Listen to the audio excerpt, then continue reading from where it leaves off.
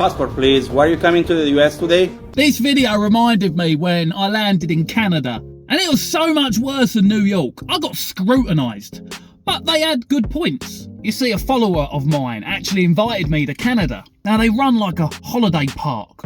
And I don't mean like the ones you get here in the UK with the chalets. These were like Canadian log cabins. Like, they were beautiful. And I just said, it, I'm in. And I flew to Canada with my wife, and we went and stayed in one of his cabins, and we had a awesome time. But when I arrived into Canada, and the border bloke said to me, "And what's your purpose here?" I went, "Oh, I'm just out here to visit someone, tour Canada, have a bit of fun."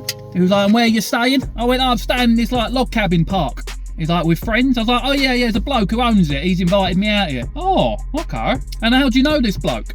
"Oh, I met him online." "Oh, where'd you meet him?" I was like, "Oh, he's one of my followers." "What do you mean followers?" "Well, you know, I do some social media stuff, and a few people follow me, and he enjoyed my stuff and wanted to invite me out there to meet him." "All right, okay. Have you? When did you last speak to him?" I was like, "Oh, well, we messaged like recently, you know, because I'm coming out here." And he was like, no. "When was the last time you had like a face-to-face chat?" I went, I never have." He was like, "Okay, when was the last time you had a phone call then?" I went, "No, I've never spoken to him. I don't know what he sounds like." And my wife's now looking at me, and I'm looking at her thinking, he does not like this story. And then the bloke was like, "Okay, all right, when you get to your destination, will you know who you're looking for?" And I went, "Yes, I've seen a picture of him on his profile." Smash that one. And then the bloke kind of like summarised. He went, "Okay, you've travelled to Canada to meet and stay at somebody's place that you've never spoken to before, all because they follow you online. You have no guarantees that this person, place exists, and you're staying there for 2 weeks." I looked at my wife and I was like, "Do you know what? He's got a good point." This is when I realised that I needed to quickly do something here. So I said to the bloke, "Look, let's just say none of this is real. How much would it cost me if I just turned up at a place near here and asked to stay there for 2 weeks?" And he went, "Oh, well,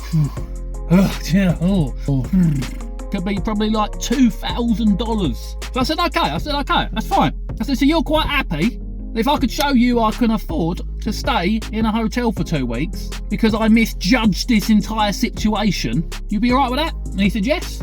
So I had to pull up the bank statement, I had to show him my credit cards, pulled out the cash I had in my wallet. And that's the only reason I was let in, because I could prove that if this whole story was made up, I could financially support me and my wife for 2 weeks. But luckily, he was wrong. And I had the best 2 weeks of my life.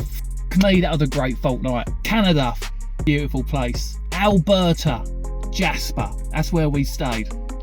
Wildlife, bears, deers, elks, food, the restaurants, the wildlife. Nearly didn't come home.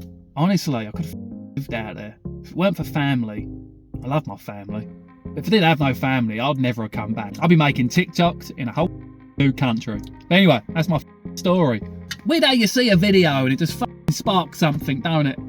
But anyway, until the next video, Keontia!